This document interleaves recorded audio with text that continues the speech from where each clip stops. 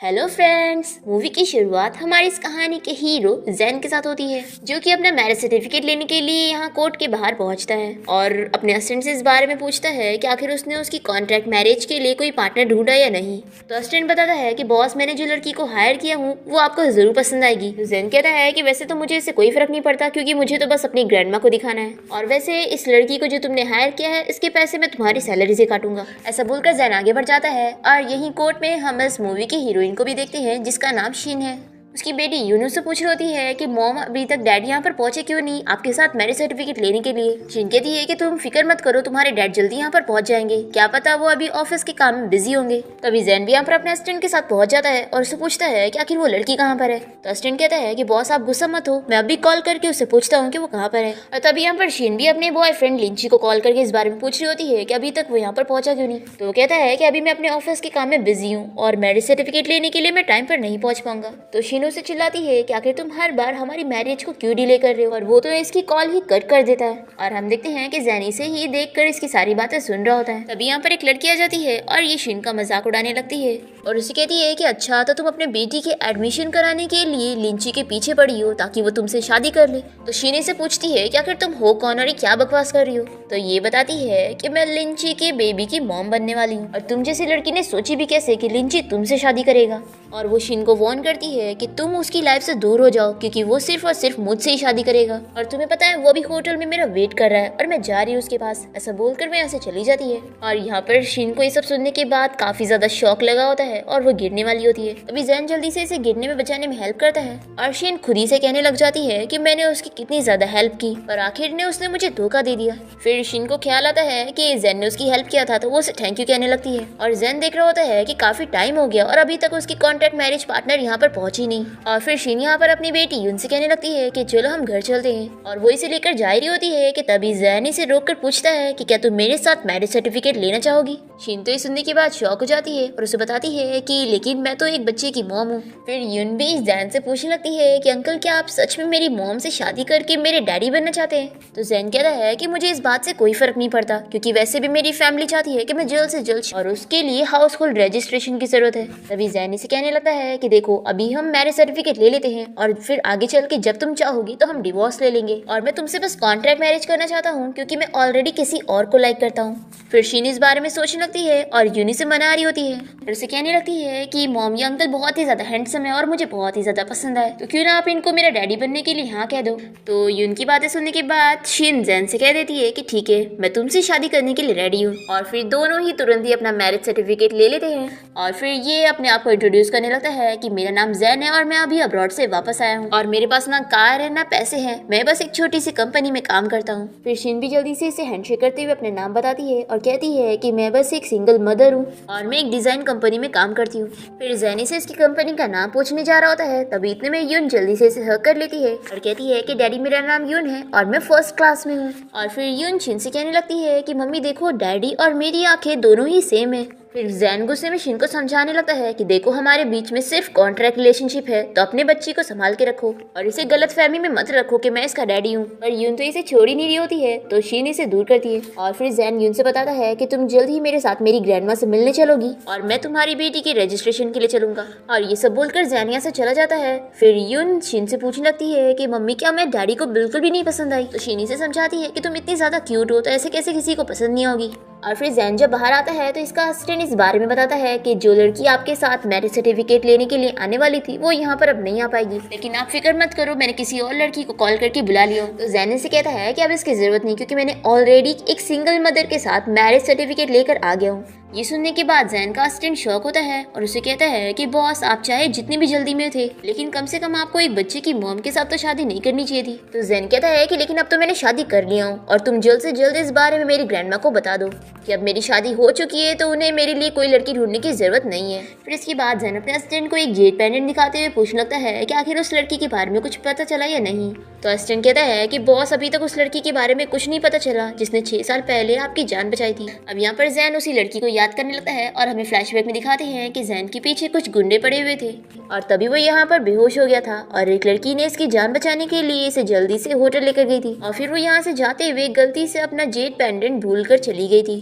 अब उसे याद करने के बाद जैन अपने असिस्टेंट से कहता है कि कैसे भी करके तुम्हें उस लड़की को ढूंढना ही होगा, क्योंकि मेरी रियल वाइफ बनने का हक सिर्फ उसी को है।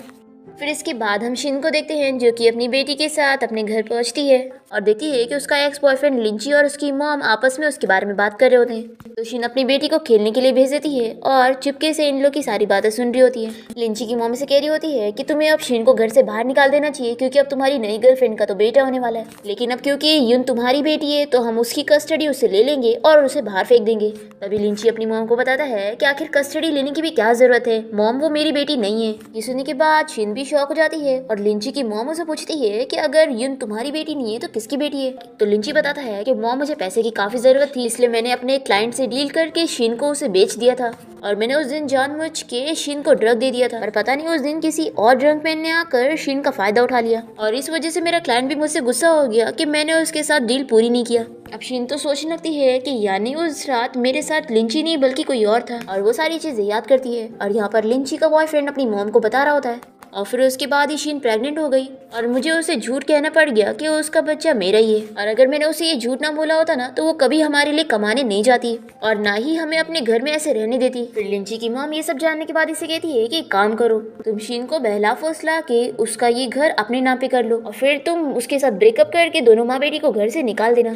फिर ये सब सुन के शिन रोने लगती है और जल्दी से अपने आंसू पोंछ कर इन लोग के पास गुस्से में पहुंचती है और अपने मन में सोचती है कि अगर मैंने अभी इसके साथ ब्रेकअप कर ली तो मुझे अपनी मेहनत का ये खरीदा हुआ घर इसके साथ आधा शेयर करना पड़ेगा। और फिर शिन जल्दी से बहाना बनाती है और इन लोगों से कहती है कि मुझे ना ये घर बेचना है, क्योंकि मैं एक अच्छे शहर में घर लेना चाहती हूँ, वो भी तुम्हारे नाम पे, और फिर मैं जल्द से जल्द तुमसे मैरिज सर्टिफिकेट ले लूंगी ताकि यून को मैं एक अच्छे स्कूल में डाल सकूँ। तो ये दोनों ही माँ बेटे बड़े खुश हो जाते हैं और लिंची शिन का हाथ पकड़ के कहने लगता है कि तुम कितनी ज्यादा अच्छी हो। तभी शिन जल्दी से अपना हाथ छुड़ाती है और इसे कहती है कि मैं बहुत ज्यादा थक गई हूँ तो अपने रूम में जा रही हूँ। और फिर दोनों माँ बेटे बड़े खुश होने लगते हैं और शिन यहाँ से जाते हुए सोचती है कि मैं तो इन लोगों को एक पैसा भी नहीं लेने दूंगी। और फिर शिन अपने रूम में आकर अपनी मॉम को याद करते हुए रोने लगती है और सोचती है कि अगर वो यहाँ पर होती तो आखिर वो मुझे क्या करने के लिए सजेस्ट करती। इसके बाद हम जैन को देखते हैं जो कि अपनी ग्रैंडमा से मिलने पहुंचता है और वो इसे पूछती है कि तुम्हारे असिस्टेंट ने मुझे बताया कि तुमने शादी कर ली हो, क्या ये सच है? तो जैन कहता है कि ऑफ कोर्स ग्रैंड, उल्लू मत बनाओ, मुझे पता है कि तुम एक्टिंग कर रहे हो, क्योंकि अभी भी तुम उस लड़की को भूले नहीं हो जिसने तुम्हारी जान बचाई थी। देखो तुम्हारे पास उसका हाफ डेट पेंडेंट है, आखिर तुम ऐसे उसे कैसे ढूंढोगे? जैन कहता है कि ग्रैंडमा आप फिक्र मत करो, मैं उसे ढूंढ लूंगा। ग्रैंडमा चिल्लाने लगती है और कहती है कि अगर तुम जिंदगी भर उस लड़की को ढूंढ नहीं पाए तो क्या बिना शादी करे ऐसे ही बैठे रहोगे? तो जैन कहता है कि ग्रैंडमा मैंने आपकी खुशी के लिए शादी कर ली हूँ और अगर आपको मुझ पे भरोसा नहीं हो रहा तो ये लो मैरिज सर्टिफिकेट देख लो। फिर ग्रैंडमा जल्दी से मैरिज सर्टिफिकेट देखती है और कहती है कि ये शिन नाम की लड़की तो मैंने कभी तुम्हारे आसपास नहीं देखी। तो जैन बताता है कि मॉम हम दोनों को लव एट फर्स्ट साइट हो गया था और फिर हमने तुरंत ही मैरिज सर्टिफिकेट ले लिए। ग्रैंडमा कहती है कि ठीक है फिर इस लड़की को घर लेकर आओ, मुझे इससे मिलना है, आखिर मुझे भी तो पता चले कि इस लड़की में ऐसा है क्या जो तुमने इससे पहले मेरी सारी चुनी हुई लड़कियों को रिजेक्ट कर दिया। अब तभी इतने में जैन को शिन का कॉल आने लगता है और ग्रैंडमा ये देख लेती है और कहती है कि जल्दी से कॉल उठाओ। फिर जैन को कॉल उठाना पड़ता है और शिन से कह रही होती है कि मैं चाहती हूँ कि तुम जल्दी से मेरे साथ मिलकर मेरी बेटी के स्कूल चलो एडमिशन के लिए। पर जैन कुछ कह नहीं पाता और उसकी ग्रैंडमा कहती है कि जल्दी से वीडियो कॉल करो। फिर जैन को अपनी ग्रैंडमा की बात सुननी पड़ती है और वो एक्टिंग करते हुए शिन से कहने लग जाता है कि आखिर तुम इतनी ज्यादा शर्मा क्यों रही हो, देखो अब मैं तुम्हारा हस्बैंड हूँ।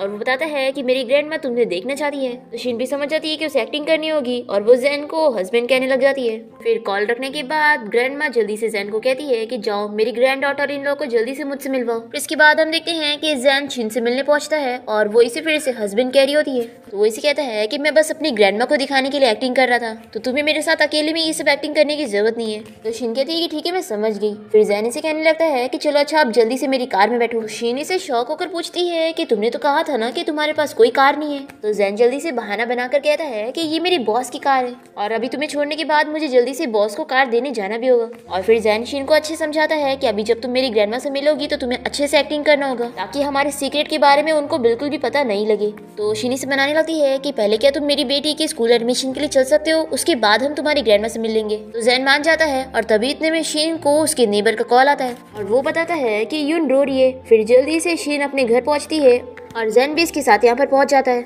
और वो नेबर वाला लड़का जल्दी से डर के यहाँ से भाग रहा होता है कि मेरे को बच्चों को संभालना नहीं आता। एक्चुअली में यून के गले में कैंडी फंस चुकी होती है और यहाँ पर जैन जल्दी से उसका पेट दबाकर कैंडी निकाल देता है। फिर यून रोना बंद कर देती है और कहती है कि मॉम डैड सॉरी, मैं तो बस कैंडी खाना चाहती थी। और फिर यून जैन से कहने लग जाती है कि डैड आप मुझसे गुस्सा मत होना, और ये बोल के उसे जल्दी से हक कर लेती है। तो वो कहता है कि मैं तुमसे गुस्सा नहीं हूँ और अपने आप को उसे छुड़ा रहा होता है पर वो छोड़ी नहीं होती है।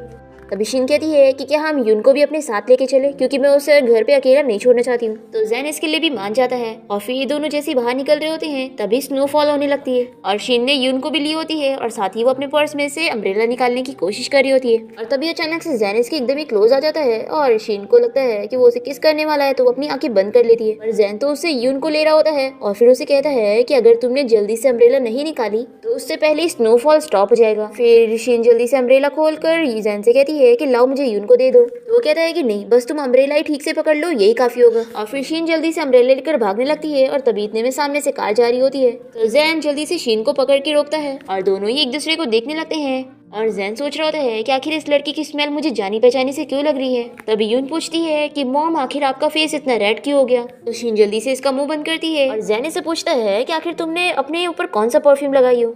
तो शीनी से बताती है कि ये परफ्यूम मेरे होम टाउन का है, वहाँ पर सभी लोग यही परफ्यूम यूज करते हैं। और वो पूछती है कि क्या इसकी स्मेल अच्छी नहीं है। तो वो कहता है कि कुछ नहीं। और फिर ये दोनों ही स्कूल आ जाते हैं और फिर शीन फॉर्म फिल कर रही होती है और वो पूछती है कि क्या मैं डैड के नाम की जगह खाली रख सकती हूँ। तो हेड कहता है कि इस बच्ची का डैड इधर ही तो खड़ा है, तो आखिर इस जगह को तुम खाली क्यों रखना चाहती हो। तो जैन पूछता है कि अगर मैं यहाँ पर खड़ा हूँ तो मैं ही इस बच्ची का डैड हूँ। तो ये पूछता है कि अगर तुम डैड नहीं हो तो फिर यहाँ पर क्यों आए हो, और वैसे भी ये बच्ची तुमसे बहुत ही ज्यादा मिल रही है और तुम कह रहे हो कि तुम इस बच्ची के डैड नहीं हो। मेरे हिसाब से इस फॉर्म को फिल करने से पहले तुम दोनों को अपने शादी के रिश्ते सुलझाने होंगे। ऐसा बोलकर वो चला जाता है। फिर शीन जैन को मनाने लग जाती है कि क्या मैं यहाँ पर फादर के नेम की जगह तुम्हारा नेम लिख सकती हूँ। तो जैन पूछता है कि आखिर तुम इस बच्ची के रियल फादर का नेम क्यों नहीं लिख रही हो। तो शीनी से बताती है कि वो इसलिए क्योंकि मुझे खुद ही नहीं पता कि मेरी बच्ची का डैड कौन है। ये सुनकर जैन सोचता है कि इसे ये नहीं पता तो आखिर ये कैसे टाइप की लड़की होगी। तभी यून बहुत ही क्यूट तरीके से जैन से पूछने लगती है कि अंकल क्या आप सच में मेरा डैड नहीं बनना चाहते। तो जैन इसे देखकर सोचता है कि ये बच्ची सच में बहुत ही प्यारी है, इसे देखकर ही मुझे इस पर गुस्सा करने का दिल नहीं करता। फिर जैन शीन से कहता है कि ठीक है, फिर अभी के लिए तुम फादर के नेम के जल्दी से नाम लिख देती है। और फिर जैन से कहता है कि अब तो तुम्हारा काम हो गया, तो तुम मेरी ग्रैंडमा से मिलने चल सकती हो ना। तभी इतने में यून कहने लगती है कि आप लोग अपनी ग्रैंडमा से मिलने जा रहे हो, यानी कि मेरी ग्रेट ग्रैंडमा से, तो आप लोग मुझे भी अपने साथ लेके चलो, मैं भी उन्हें देखना चाहती हूँ। तो जैन यून से कहता है कि तुम बिल्कुल भी नहीं चल सकती। फिर यून उसे गुस्सा होकर देखने लग जाती है। तो जैन अपना फेस दूसरी तरफ कर लेता है। तो शीन कहती है कि कोई बात नहीं, मैं अपनी नेबर ग्रैंडमा को इसे संभालने के लिए दे दूंगी और हम लोग तुम्हारी ग्रैंडमा से मिलने चलेंगे। फिर इसके बाद शीन जैन के साथ उसकी ग्रैंडमा से मिलने पहुंच जाती है। फिर ग्रैंडमा इन दोनों को देखते के साथ ही बैठने के लिए बोलती है और ये दोनों इतना दूर बैठते हैं। तो ग्रैंडमा कहती है कि आखिर इतना शर्मा क्यों रहे हो, तुम दोनों की शादी हो चुकी है।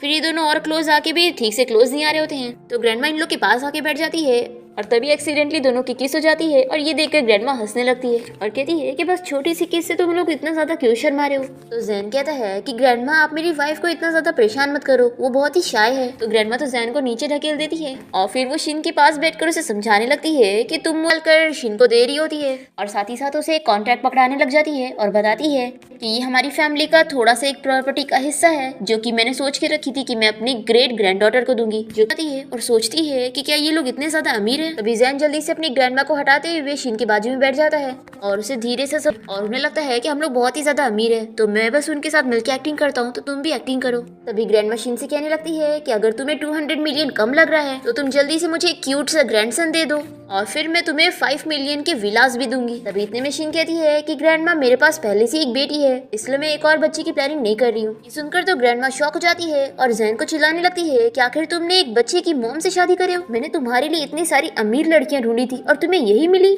तभी जैन जल्दी से अपनी ग्रैंडमा को मनाने के लिए कह देता है कि शीन की बेटी असल में मेरी है। ये 6 साल पहले की बात है। उस दिन मैं बहुत ही ज्यादा ड्रंक था और मैं गलत रूम में चला गया था और फिर मैंने शीन के साथ उस दिन ये सब कर दिया और उसके बाद हम लोग अब 6 साल बाद मिल रहे हैं और मुझे पता लगा कि शीन ने एक बेटी को जन्म दी है। तो मैंने सोच लिया कि मैं उसकी जिम्मेदारी लूंगा, क्योंकि ग्रैंडमा आप ही ने मुझे हमेशा से सिखाई हो कि एक लड़के को हमेशा अपनी जिम्मेदारी उठानी चाहिए। और फिर जैन शीन से कहने लगा एकदम सही कह रहा है, आखिर ये वो पर्सन कैसे हो सकता है। फिर शीन ये ब्रेसलेट और कॉन्ट्रैक्ट इसे देने लग जाती है और कहती है कि मेरे लिए इसे ग्रैंडमा को वापस कर दो। वो कहता है कि नहीं, इसे तुम ही रखो और हाँ जल्दी से जल्द मेरे घर पे शिफ्ट हो जाना, नहीं तो ग्रैंडमा को हमारे झूठ के बारे में पता लग जाएगा। तो शीन कहती है कि मैं इतनी जल्दी शिफ्ट नहीं हो सकती हूँ क्योंकि इससे पहले मुझे अपना घर बेचना है। ये सब बोलकर शीन इसे ब्रेसलेट और कॉन्ट्रैक्ट देते हुए चली जाती है। फिर इसके बाद शीन अपने घर पे पहुंचती है और देखती है कि उसकी मॉम का जेड पेंडेंट यहाँ पर है ही नहीं। फिर वो जल्दी से लिंची की मॉम के पास जाती है और देखती है कि वो नया ब्रेसलेट खरीद के लाई है। शीन उन्हें चिल्लाकर कहने लग जाती है कि आप मेरा आप जेड पेंडेंट मुझे वापस करो। पर ये तो मान ही नहीं रही होती और कहती है कि मैंने तुम्हारा जेड पेंडेंट नहीं ली।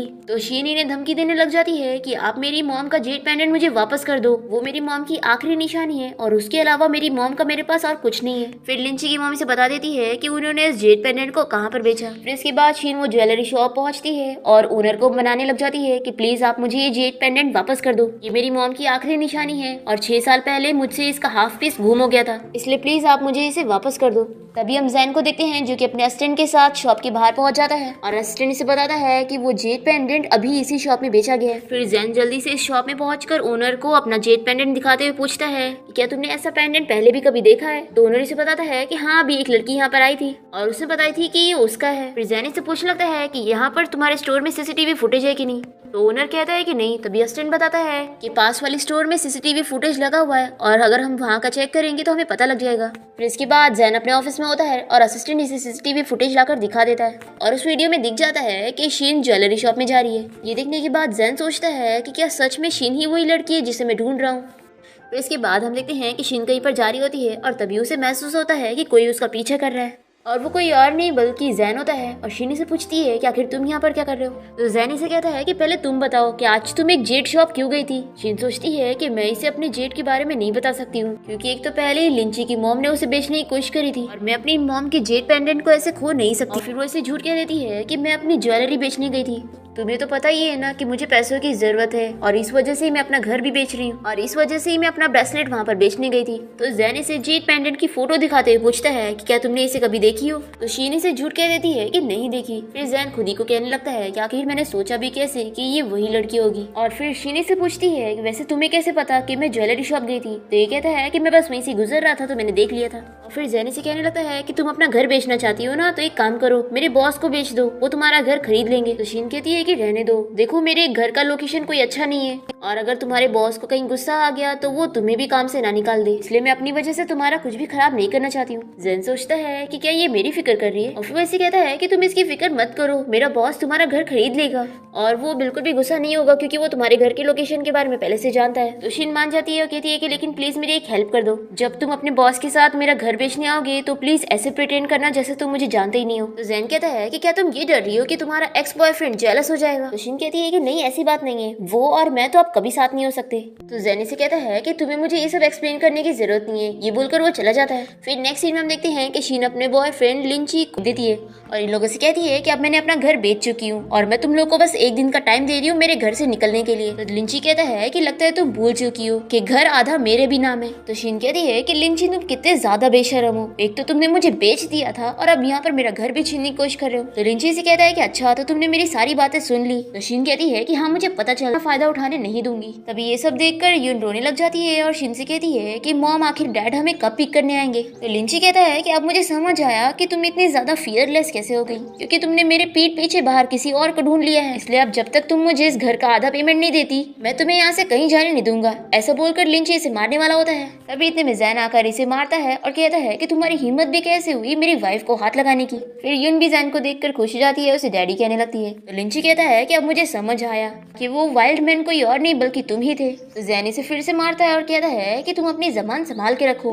क्योंकि शीन और मेरी शादी हो चुकी है और अब वो मेरी वाइफ है। तो लिंची इसे समझाने लगता है कि तुम्हें पता भी है कि इस लड़की का कितने सारे लोगों के साथ अफेयर है। तो जैन इसे कहता है कि मुझे कोई फर्क नहीं पड़ता, शीन अब मेरी वाइफ है और मैं इसे प्रोटेक्ट करूंगा। और फिर जैन शीन और यून को समझाता है कि तुम लोग बाहर जाके मेरा वेट करो, मैं अभी आता हूँ। और फिर शीन के जाने के बाद लिंची जैन से कहने लगता है कि तुम बस एक असिस्टेंट हो, मैं तुम्हारे बॉस को बताऊंगा ना तो वो तुम्हें छोड़ेगा नहीं। और फिर जैन इसे बताता है कि तुम जिस कंपनी की बात कर रहे हो ना उसका बॉस मैं हूँ और मैं तुम्हें इसी वक्त अपनी कंपनी से फायर कर रहा हूँ। फिर ये सच जानने के बाद ये दोनों माँ बेटे नीचे बैठकर इसे माफी मांगने लगते हैं कि वो इसे कंपनी से ना निकाले। तो जैन कहता है कि ठीक है, मैं अभी के लिए तुम लोग को छोड़ रहा हूँ, लेकिन अगर तुम लोगों ने शीन और उसकी बेटी को दोबारा परेशान किए तो मैं नहीं छोड़ूंगा। फिर जैन जैसी बाहर आता है तो शीन जल्दी से इसे चेक करने लगती है और कहती है कि कहीं उसने तुम्हें कोई चोट तो नहीं पहुंचाया ना। तो जैन इसे कहता है कि अब तुम फिक्र मत करो, लिंची अब तुम्हें कभी दोबारा परेशान नहीं करेगा। और हाँ, मुझे इस बात से कोई फर्क नहीं पड़ता कि तुम्हारा कितने सारे लोगों के साथ अफेयर था, लेकिन अब क्योंकि तुम मेरी वाइफ हो तो तुम्हें बहुत ही इज्जत से रहना होगा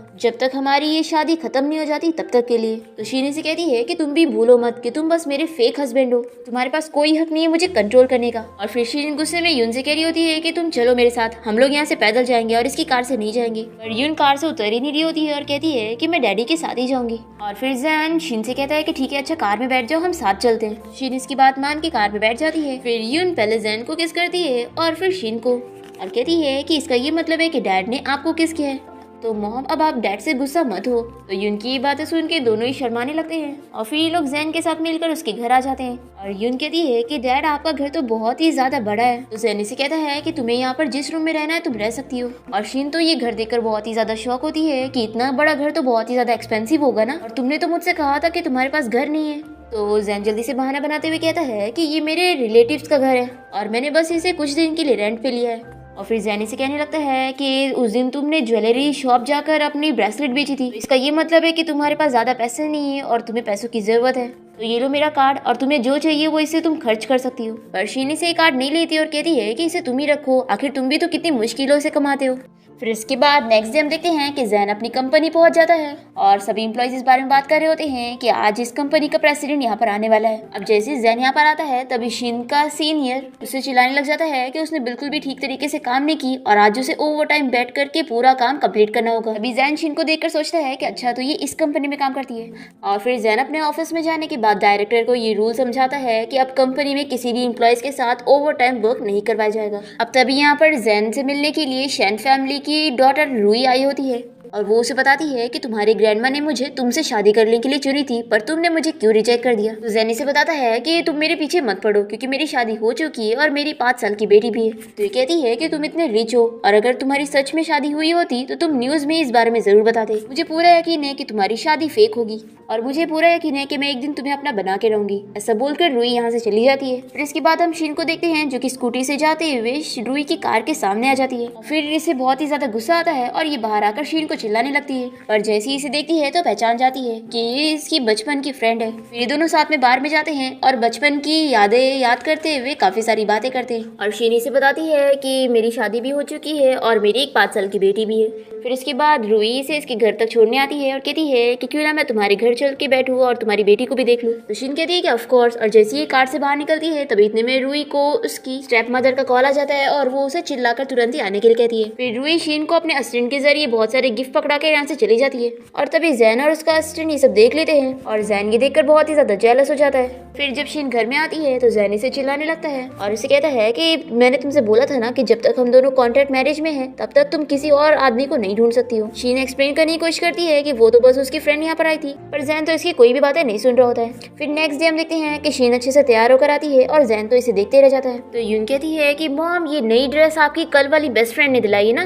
तो शीन कहती है कि हाँ वो मेरी बहुत ही अच्छी फ्रेंड है। पर जैन तो ये सुन के जेलस हो जाता है क्योंकि उसे लग रहा होता है कि वो कोई फ्रेंड नहीं बल्कि एक आदमी है। और फिर वो एक स्टोर में कॉल करता है और शीन के लिए बहुत सारी महंगी ड्रेसेस ऑर्डर करवा देता है। फिर इसके बाद शीन और जैन मिलकर ग्रैंडमा के घर आते हैं और यहाँ पर ग्रैंडमा यून को देखकर काफी ज्यादा खुश होती है और फिर वो उसे कहती है कि तुम्हें जल्दी एक छोटा भाई भी चाहिए होगा ना। तो यून कहती है कि ऑफ कोर्स। और फिर यून अपनी ग्रैंडमा के साथ मिलकर इन दोनों को एक रूम में भेज देती है और ये दोनों शीन और जैन को सेट में कहते हैं कि ग्रैंडमा आप हमें ऐसे देखते रहेंगे तो हम कैसे कुछ करेंगे। फिर ग्रैंडमा बाहर तो चली जाती है पर इन लोग को झाँकर देख रही होती है तो ये दोनों को एक्टिंग करना पड़ता है। और फिर ग्रैंडमा के जाते ही दोनों एक दूसरे से जल्दी से दूर होते हैं और कहते हैं कि हम अलग अलग साइड पे लेटेंगे और कोई भी बॉर्डर क्रॉस करके एक दूसरे के पास नहीं आएगा। फिर नेक्स्ट मॉर्निंग हम देखते हैं कि शीन तो जैन को हक करी हुई होती है और जैसे उसकी आँख खुलती है तो काफी शॉक्ड होती है और जैन जब इसे ऐसा कहने लगता है तो वो कहती है कि तुमने भी अपना पैर मेरे ऊपर रखा हुआ है।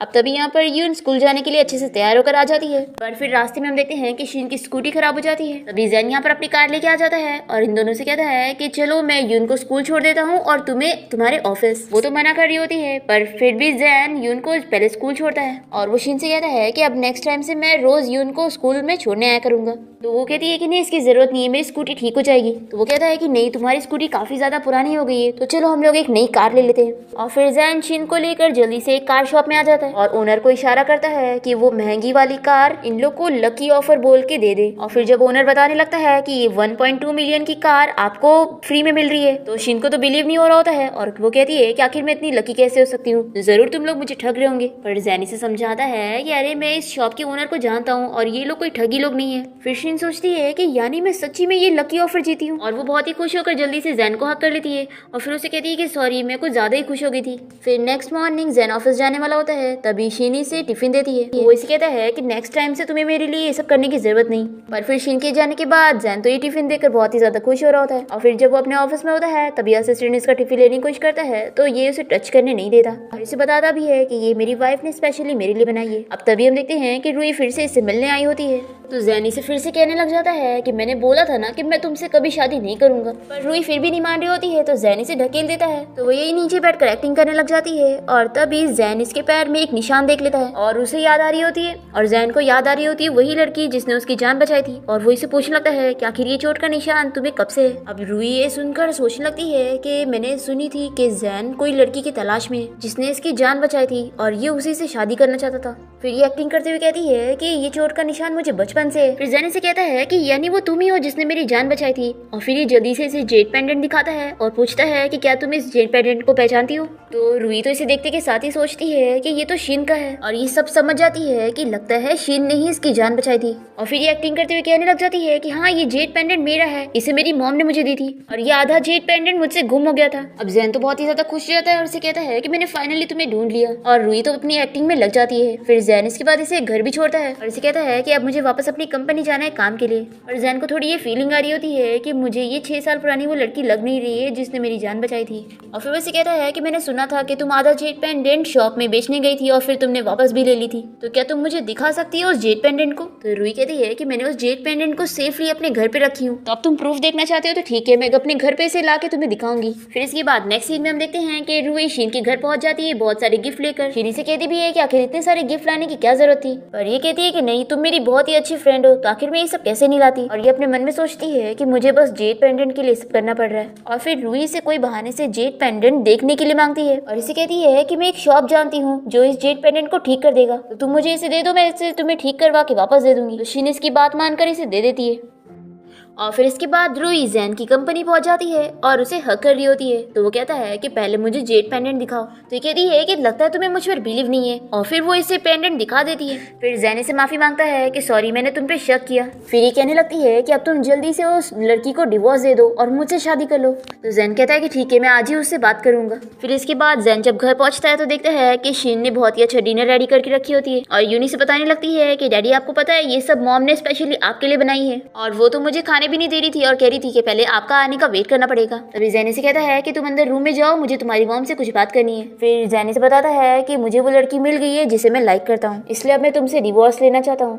तो शीन कहती है कि मैं तुम्हारे लिए बहुत ही खुश हूँ कि तुम्हें वो लड़की मिल गई जिसे तुम प्यार करते हो, तो तुम फिक्र मत करो, जैसा हमने डील किए थे हम डिवोर्स ले लेंगे और मैं इस घर से भी चली जाऊंगी, और तुम फिक्र मत करो, हम माँ बेटी कोई रहने की जगह ढूंढ ही लेंगे। तुम्हें मैंने अपनी बेस्ट फ्रेंड के बारे में बताई थी ना, मुझे यकीन है कि वो मुझे अपने घर पे रखने के साथ उसको सेट करके रखी थी कि जब मैं इसे डिवोर्स लूंगा तो ये उसके पास जाएगी। फिर जैन से गुस्से में समझाता है कि आखिर मुझे इतनी जल्दी नहीं है तो तुम्हें इतनी जल्दी क्यों हो रही है, और वैसे भी जब तक हमारा डिवोर्स नहीं हो जाता तब तक मैं नहीं चाहता कि हमारे बारे में कोई रूमर फैले, और मेरी ग्रैंडमा को भी इस बारे में पता चलेगा तो वो बहुत ही फिक्र करेंगे। तो शीन मान जाती है और कहती है कि ठीक है, जब तक डिवोर्स नहीं हो जाता तब तक मैं यहाँ पे रह लूंगी। तभी यून इन लोग की बातें सुन लेती है और कहती है कि डैड आप मुझे छोड़कर कहीं नहीं जा सकते, और आप दोनों को मुझसे प्रॉमिस करना होगा कि आप दोनों कभी अलग नहीं होंगे। फिर ये दोनों ही प्रॉमिस कर लेते हैं कि हम कभी अलग नहीं होंगे। और शीन अपने मन में सोचती है कि सॉरी यून मैं तुमसे झूठ बोल रही हूँ। अब तभी इतने में शीन के बिहेवियर को देखकर जैन को वही लड़की याद आने लगती है जिसने उसकी जान बचाई थी, और ये सोचता है कि आखिर मुझे ऐसा इल्यूजन क्यों होता है कि ये वही है। फिर इसके बाद शीन यून को सुला देती है और जैन से कहता है कि अब कल हम दोनों कोर्ट चलेंगे डिवोर्स फाइल करने के लिए।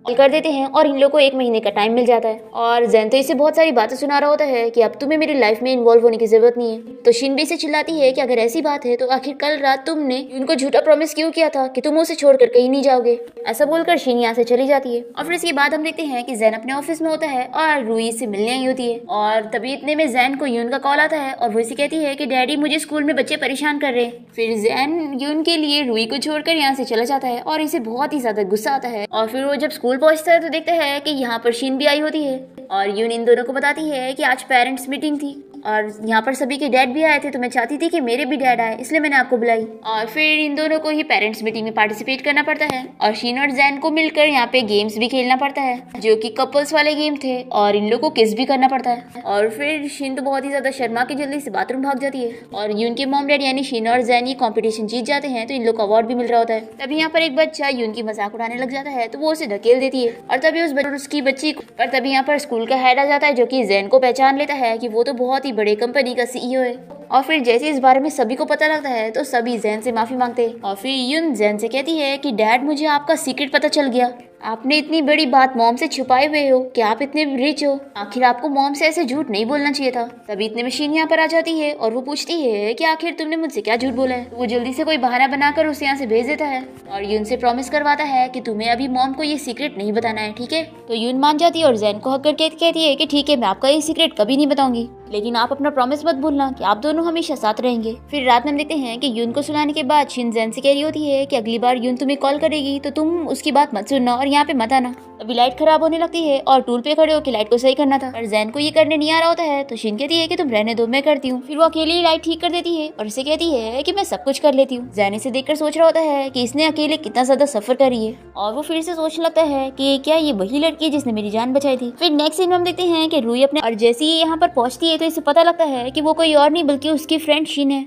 शीन तो इसे देखकर बहुत ही खुश हो जाती है और कहती है कि क्या तुम यहाँ पर मुझे सरप्राइज देने आई हो। तो ये एक्टिंग करते हुए कहती है कि हाँ, मैं यहाँ पर तुम्हें सरप्राइज देने आई थी। और फिर ये इसके मुंह से सारी बातें निकल पा रही होती है और शीन इसे सब कुछ बता देती है कि एक्चुअली में मेरी शादी एक फेक मैरिज है और मेरे हस्बैंड के साथ जल्दी मेरा डिवोर्स होने वाला है। तो ये इसे पूछती है कि क्या तुम अपने हस्बैंड को लाइक करती हो। तो शीन कहती है कि नहीं, बिल्कुल नहीं, हम दोनों के बीच में ऐसा कुछ नहीं है। फिर रूही तो बहुत ही ज्यादा खुश हो जाती है और सोचती है कि अब मैं इन दोनों को आसानी से अलग कर सकती हूँ। और रूही से पूछ के पता कर लेती है कि शीन को तो ये पता ही नहीं कि जैन तो बहुत बड़े कंपनी का सीईओ है। अब ये इसे बताती है कि ना मेरी एक बहुत ही रिच बंदे से शादी होने वाली है, मैं तुम्हें कल उससे मिलवाना चाहती हूँ। तो शीन तो बहुत ही ज्यादा खुश हो जाती है। और फिर नेक्स्ट डे रूही जैन के साथ शॉपिंग पर गई होती है और उसे यहाँ पर बताती है कि मैंने यहाँ पर अपनी बेस्ट फ्रेंड को तुमसे मिलवाने के लिए बुलाई हूँ। और फिर जैसे ही यहाँ पर शीन पहुँचती है तो उसे बहुत ही ज्यादा शौक लगता है और वो समझ जाती है कि जैन ने उससे अपनी असलियत इसलिए छुपाया था कि वो रिच है, क्योंकि वो उसे गोल्ड डिगर समझ रहा था। अब यहाँ पर तो बेचारी बहुत ही अपसेट हो जाती है, लेकिन रूही के सामने ऐसे एक्ट करके दिखाती है कि मैं इसे बिल्कुल नहीं जानती। और उसके बाद शीना जैन से अकेले में कहती है कि तुम बिल्कुल फिक्र मत करो, रूही को हम दोनों के बारे में कुछ नहीं बताऊंगी और तुमसे डिवोर्स भी ले लूंगी। ये सब बोलकर शीन यहाँ से चली जाती है।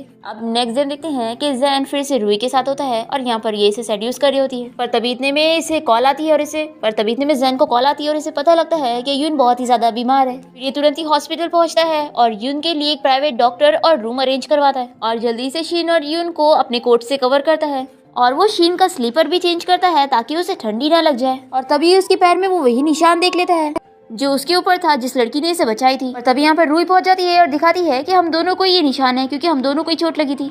फिर शीन इन दोनों का अकेला छोड़ के यहाँ से चली जाती है। वो यून के पास आकर उसकी केयर कर रही होती है। अभी इतने में गार्ड्स यहाँ पर आ जाते हैं शीन और यून को लेने के लिए और ये लोग इन दोनों को ग्रैंडमा के पास लेकर आते हैं और ग्रैंडमा इन दोनों की काफी ज्यादा फिक्र कर रही होती है। और तभी इतने में यहाँ पे रूही जैन के साथ पहुंच जाती है और जैन इस बारे में अपनी ग्रैंडमा को सब कुछ बता देता है कि शीना और उसका रिलेशनशिप बस फेक था और वो अब रूही से शादी करना चाहता है क्योंकि वो वही लड़की है जिसने उसकी जान बचाई थी। और ग्रैंडमा ये बात सुनकर बहुत ही ज्यादा गुस्सा करने लगती है और कहती है कि मैं इस चीज के लिए बिल्कुल भी एग्री नहीं हूँ। फिर रूही सोच लेती है कि मुझे शीन को रास्ते से हटाना होगा, नहीं तो जैन भी बार बार उसकी फिक्र करेगा और ग्रैंडमा भी नहीं मानेगी, कह रही होती है। पर शीन इसकी बात नहीं मानती तो ये कहती है कि अब से हम दोनों फ्रेंड नहीं है। और फिर नेक्स्ट डे ये कंपनी में शीन के ऊपर चोरी का इल्जाम लगा देती है और इसी बहाने से उसे काफी कुछ सुनाते हुए फायर कर रही होती है। तभी यहाँ पर जैन आकर शीन की साइड लेने लगता है और रूही से कहता है कि ये कभी चोरी नहीं कर सकती। तो रूही एक्टिंग करने लग जाती है और कहती है कि क्या तुमने इसकी बात नहीं सुनी, ये मुझसे तुम्हें छीनना चाहती है। शीन तो बहुत ही ज्यादा रोने लगती है और अपना आईडी भी निकाल देती है और कहती है कि तुम्हें मुझे जॉब से निकालने की जरूरत नहीं है, मैं खुद यहाँ से जा रही हूँ और कभी तुम ऐसा मत सोचना कि मैं तुम्हारे होने वाले हस्बैंड के पीछे पड़ी हूँ। फिर शीन यहाँ से जाने लगती है और जैन इसे रोक रहा होता है पर शीन फिर भी नहीं मानती और इसका हाथ छुड़ा के यहाँ से चली जाती है। और फिर नेक्स्ट हम देखते हैं कि शीन यून के साथ अपने घर से बाहर कहीं जा रही होती है। तभी एक लड़का यहाँ पर पजल गेम खेल रहा होता है और शीन ये पजल गेम एकदम आसानी से सॉल्व कर लेती है। तो वो कहता है कि मैं तुम्हें क्या रिवॉर्ड दूं और वो इसे बहुत सारे पैसे देने की बात कर रहा होता है पर शीन कहती है कि मुझे कुछ नहीं चाहिए। ऐसा बोलकर वो जा रही होती है। तभी वो इसे कहता है कि तुम मुझे बहुत ही ज्यादा पसंद आ गई हो, क्या मुझे अपना नंबर दे सकती हो। पर शीन नहीं मानती और यहाँ से चली जाती है। और ये बंदा कोई और नहीं बल्कि जैन का कजिन ब्रदर गू होता है और वो जैन को बताता है कि मुझे एक लड़की पसंद आ गई है जो कि एक बच्चे की मॉम है और मैं सोच रहा हूँ कि मैं उसे परस्यू करूंगा, वो बहुत ही अच्छी लड़की है। पर रूही ने उसकी जान बचाई थी तो इसलिए वो उसे शादी करना चाहता है। इसके बाद हम देखते हैं हैं कि जैन ड्रंक हालत में शीन के घर पहुंच जाता है और वो इसे फोर्सली किस करने लगता है, तो वो इसे जल्दी से दूर करती है। फिर जैन इसे अपनी फीलिंग्स भी कन्फेस करता है कि मैं तुम्हें बहुत ज्यादा लाइक करता हूँ। शीन तो फिर भी नहीं मानती और इसे कहती है कि अब तुम मेरी फ्रेंड के होने वाले हस्बैंड हो, तो इसलिए अब हम दोनों के बीच में कुछ नहीं हो सकता। फिर नेक्स्ट मॉर्निंग जब जैन उठता है तो उसे कुछ याद ही नहीं होता और वो शीन से पूछता है कि क्या कल रात मैंने कुछ ऐसा बोला था, तो वो कहती है कि नहीं, तुमने कुछ नहीं बोला। फिर नेक्स्ट डे हम देखते हैं कि रूई जैन को लेकर ग्रैंडमा से मिलने पहुंचती है और उन्हें मना रही होती है कि हम दोनों शादी करना चाहते हैं। तभी यहाँ पर गू भी शीन को लेकर पहुंच जाता है और ग्रैंडमा से बताता है कि मैं इससे शादी करना चाहता हूँ। ग्रैंडमा तो बहुत ही गुस्सा हो जाती है, कहती है कि मुझे ये जोड़ी बिल्कुल पसंद नहीं आ रही है और वो दोनों को एक्सचेंज करके वापस से शीन और जैन की जोड़ी बना देती है। जैन तो बहुत ही ज्यादा खुश हो जाता है और शीन को हक कर लेता है, पर यहाँ पर तो शीन जैन का हाथ छुड़ाती है और ग्रैंडमा को मना करके यहाँ से चली जाती है। तो ग्रैंडमा जैन से कहती है कि जाओ उसे मनाओ। फिर जैन जल्दी से शीन के पास जाता है और उसे फिर से बताने लगता है कि मैं तुम्हें बहुत ज्यादा लाइक करने लग गया हूँ और मैं रूई को नहीं लाइक करता हूँ, तो मैं उससे शादी नहीं करूंगा। और फिर वो इसे किस करने वाला होता है, पर तभी इतने में यहाँ पर गू और रूई आ जाते हैं, तो शीन यहाँ से जल्दी से भाग जाती है। फिर इसके बाद शीन अपनी बेटी यून को लेकर कहीं जा रही होती है और यूनी से कहती है कि अगर डैड ने आपको अपसेट किया है तो एक काम करते, उन्हें छोड़ देते हैं, मैं हूं ना आपका ख्याल रखने के लिए। तभी रूई इसे दूर से देख रही होती है और वो सोचती है कि मुझे अपनी फ्रेंड को रास्ते से हटाना होगा और वो उसका एक्सीडेंट करवाने के लिए गाड़ी भेज देती है। फिर इसके बाद हम देखते हैं कि शीन अपनी बेटी यून को लेकर हॉस्पिटल पहुंचती है क्योंकि उसे काफी ज्यादा चोट आ गई थी और यहाँ पर यून को ब्लड की जरूरत होती है और उसका ब्लड टाइप और जैन का ब्लड टाइप सेम होता है। वो तुरंत ही ब्लड देने के लिए मान जाता है और ये देखकर रूई को शक हो जाता है कि आखिर ऐसा कैसे सेम है। और फिर ये शीन के एक्स बॉयफ्रेंड से मिलती है और उसे सारी चीजें पूछती है, तो वो बता देता है कि उसने शीन को किसी आदमी को बेच दिया था, पर तभी उस होटल रूम में उसके साथ नाइट स्पेंड करने वाला कोई और ही बंदा था, लेकिन मैंने सुबह जाकर उस आदमी को अलग कर दिया था और मैं खुद उसकी जगह आ गया था और शीन को झूठ बोल दिया था कि वो मेरे साथ नाइट स्पेंड करिए। और फिर लिंची को याद आ जाता है, वो कहता है कि यानी वो बंदा कोई और नहीं बल्कि मिस्टर जैन था। तो रूई से चिल्लाकर कहती है कि इस बारे में किसी को नहीं पता लगना चाहिए। और फिर इसके बाद रूई गू के साथ मिल जाती है और उसे झूठी डीएनए टेस्ट रिपोर्ट देती है और कहती है कि अगर तुम शीन के साथ शादी करना चाहते हो ना, तो जैसा मैं कह रही हूँ वैसा तुम्हें कहना होगा। फिर गू यहाँ पर आकर टेस्ट रिपोर्ट दिखाते हुए शीन को ये सब झूठ बता देता है कि उसके साथ उस दिन नाइट स्पेंड करने वाला बंदा वही था। अब ये सब देखने के बाद जैन काफी ज्यादा शॉक होकर यहाँ से चला जाता है और वो साइड में खड़े होकर इन लोग को देख रहा होता है कि कैसे शीन और यून उसके साथ घूम रहे हैं। और तभी असिस्टेंट से कह रहा होता है कि बॉस देखो कैसे आपकी कजिन ब्रदर ने आपकी बेटी और आपकी वाइफ को चुरा लिया। और फिर जैन इसके पास आकर कहता है कि कल हम दोनों डिवोर्स लेने चलेंगे। और फिर इसके बाद जब इन दोनों का डिवोर्स हो जाता है और तभी यहाँ पर जैन के पास रूई आ जाती है और उसे कहने लगती है कि अब तुम्हें मुझसे शादी करनी पड़ेगी क्योंकि मैंने तुम्हारी जान बचाई थी। और फिर नेक्स्ट डे जैन और रूई की शादी होने जा रही होती है और यहाँ पर शीन और गू भी साथ में आए होते हैं। तभी शीन को अकेला देखकर रूई इसके पास आती है और इसे काफी सारी बातें सुनाने लगती है। तो रूई भी इस बार इसकी बातें सुन के नहीं लेती और इसे स्लैप लगाती है और तभी ये नीचे गिर जाती है और एक फ्लावर वास की वजह से इसे एलर्जी होने लगती है। और जैसे ही जैन यहाँ पर पहुंचता है तो रूई से बताने लगती है मुझे फ्लावर से एलर्जी है, इसने मुझे जानबूझ के ढकेल दी। तभी जैन को याद आता है कि जिस लड़की ने उसकी जान बचाई थी उसने उसके पास फ्लावर वास रख के गई थी। फिर जैन सोचने लगता है कि अगर इसे फ्लावर से एलर्जी है तो ये वो लड़की हो ही नहीं सकती जिसने मेरी जान बचाई थी। और फिर वो इसे जेड पेंडेंट दिखाते हुए पूछने लगता है कि आखिर तुमने मुझसे झूठ क्यों बोली थी। तभी इतने में शीन ये जेड पेंडेंट देखकर कहती है कि ये तो मेरा है।